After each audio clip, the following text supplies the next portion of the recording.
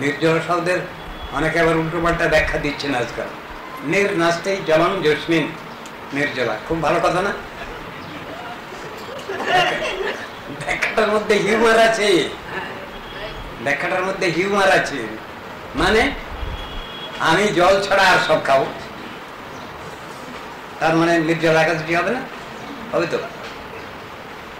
নির নাস্তেই জলম জস্মিন, আমি শুধু জলটাকেই বাদ দিলাম। আবার জলটা এমনি জল খেলাম না, ডাবের জলটা খাওয়া যায়, ডাবের জল ওটা তো আলাদা জিনিস।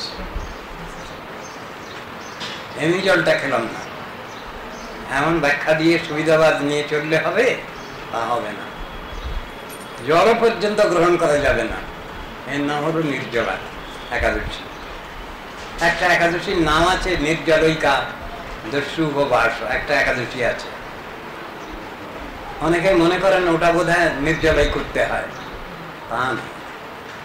ওই একাদশীর নামই হলো নির্জলা একাদশী।